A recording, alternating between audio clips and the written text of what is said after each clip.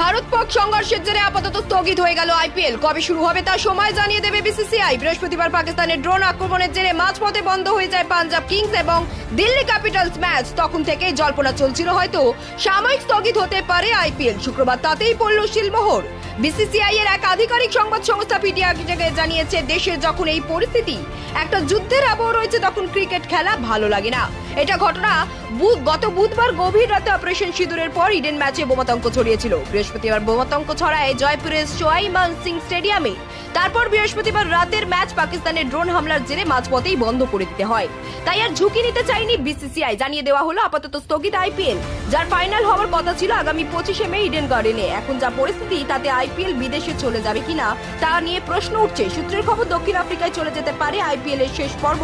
যদিও বিসিসিআই জানিয়েছে টুর্নামেন্টের বাকি ম্যাচ নিয়ে পরে সিদ্ধান্ত নেওয়া হবে। নিরাপত্তার জন্যই এই সিদ্ধান্ত বলে জানিয়েছে বোর্ড।